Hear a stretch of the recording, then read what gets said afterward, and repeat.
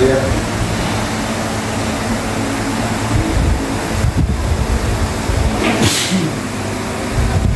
Ada beberapa aspek yang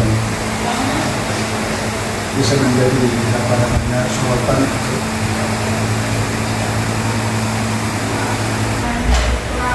Ya, struktural. Tentang struktural ini.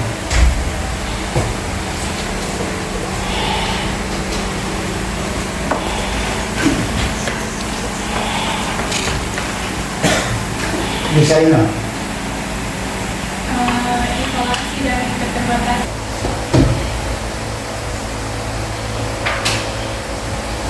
Isolasi ya.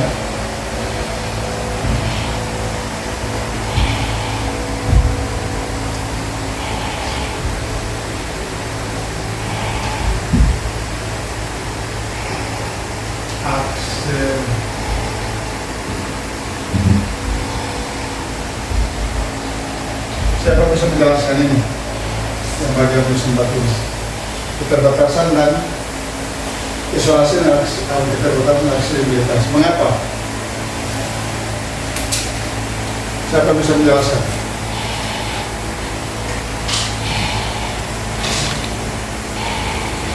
Ini kan hubungan kepulauan. Itu tantangan strukturalnya. Misalnya apa kalau keterbatasan, isolasi misalnya, kenapa? Karena rata-rata ya ada paradigma lama pembangunan itu lebih diarahkan pada wilayah-wilayah yang memiliki luasan daerah-daerah yang memiliki luas daratan yang lebih besar. Jadi skala prioritas gitu. Jadi dianggap itu sebagai beberapa wilayah-wilayah pinggiran atau periferi dalam istilah sosiologis.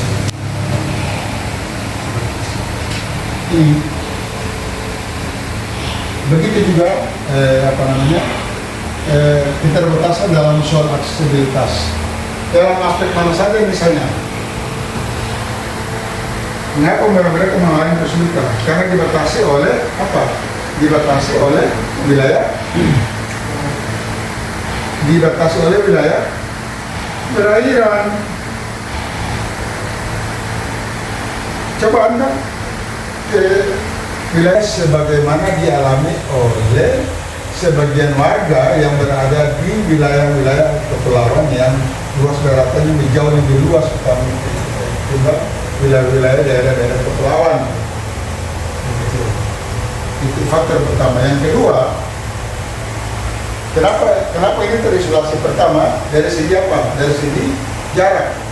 Yang kedua adalah tingkat kesulitan. Kalau tingkat kesulitan meliputi apa saja? Tidak berlangsung secara reguler, maka Anda membutuhkan biaya yang besar untuk mencapai ke sana.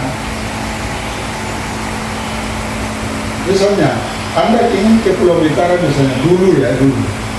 Belum ada transportasi yang berlangsung secara reguler, artinya ada terjadwal. Mau ketika Anda ke sana, Anda butuh biaya tambahan. Kenapa? Paling tidak Anda charter, Anda sewa sarana transportasi untuk Anda menjangkau ke sana. Itu salah satunya, salah satu faktor. Jadi akses transportasi untuk mencapai wilayah itu mengalami kesulitan. Ya, itu mengalami kesulitan. Persoalannya. Aspek lain lagi apa? Selain itu apa lagi? Keterbatasan infrastruktur. Ya, keterbatasan infrastruktur. Jadi sebenarnya kalau bicara soal aksesibilitas ini banyak hal. Terbatas untuk mendapatkan akses informasi misalnya, akses informasi. Bagaimana mereka mendapatkan informasi secara merata sementara sarana transportasi yang mereka miliki itu terbatas. Yang saya bilang tadi, kapan mereka bisa menempuh wilayah-wilayah yang menjadi tujuan untuk mendapatkan akses itu sulit terjangkau karena dibatasi oleh sarana transportasi. Dan itu salah satunya adalah tingkat kesulitan yang mereka dapatkan. Yang kayak berikut lagi apa tadi? Keterbatasan infrastruktur. Betul. Keterbatasan infrastruktur. Terus saja jauh. Anda contohkan mana deh? Apa namanya? Kalau mengenai infrastruktur kan membuka akses. Rata-rata pulau-pulau kecil itu kan itu sudah jauh. Contoh di Maluku Utara sih. Maluku Utara. Di Pulau Makian misalnya. Pulau yang sudah berpuluh-puluh tahun itu akses jalan belum seluruhnya jalan itu. Kenapa? Untuk menggapai atau untuk mencapai wilayah-wilayah yang mendapatkan akses informasi ataupun akses informasi berupa untuk mendapatkan fasilitas pendidikan, misalnya mereka terpaksa menempuh jalur laut. Itu infrastruktur dan terpaksa itu apa lagi selain infrastruktur?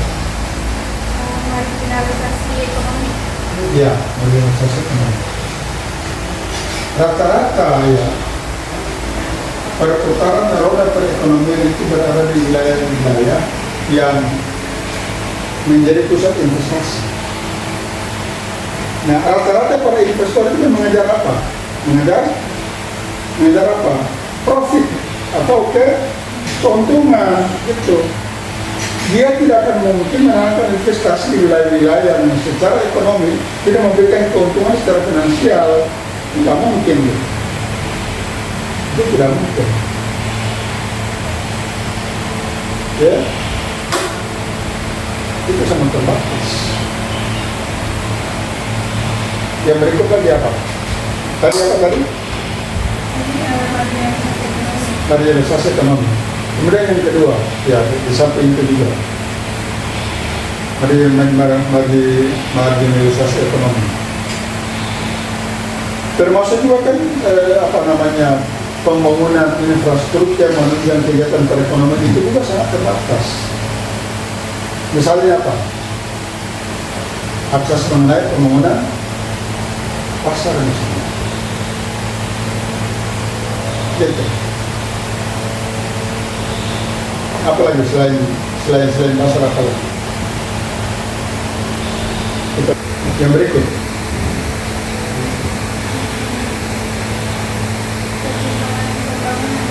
Apa itu? Ketimpangan pembangunan, betul. Yang saya sebutkan ini sebagai sebuah anomali ketimpangan. Jadi ketidakpemerataan pembangunan itu berada terutama mereka yang berada di daerah-daerah terpencil. Tersedia, sangat tersedia. Untuk mendapatkan akses misalnya air bersih saja kan susah. Di wilayah-wilayah pulau-pulau tertentu misalnya. Kalau misalnya kota Ternate dan ada pembangunan perusahaan air minum. Tapi di sana mereka kadang juga mau tak mau harus mendapatkan sumber air itu dari air menampung air hujan misalnya, karena akses mendapatkan air bersih itu susah. Bahkan wilayah tertentu untuk mendapatkan air hasil galian itu juga sulit gitu. Karena pulau-pulau yang kecil untuk mendapatkan akses air bersih berupa air tawar itu susah. Itu salah satu contoh. Di samping itu apa ya? Ini itu contoh yang sangat aktual. Yang lain apa lagi?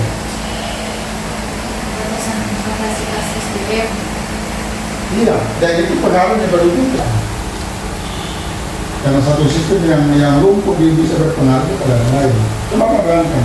Kalau misalnya akses pendidikan, infrastruktur pendidikan misalnya sekolah, ya sekolah dengan jumlah penduduk yang tidak memenuhi standar pembangunan sebuah sekolah, mau tak mau mereka harus mencari wilayah-wilayah tertentu atau daerah-daerah tertentu atau pulau-pulau tertentu. Habis mereka harus menyeberangi wilayah perairan.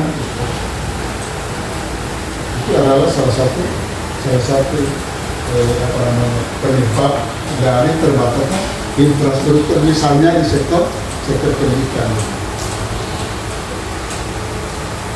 Yang lain lagi apa?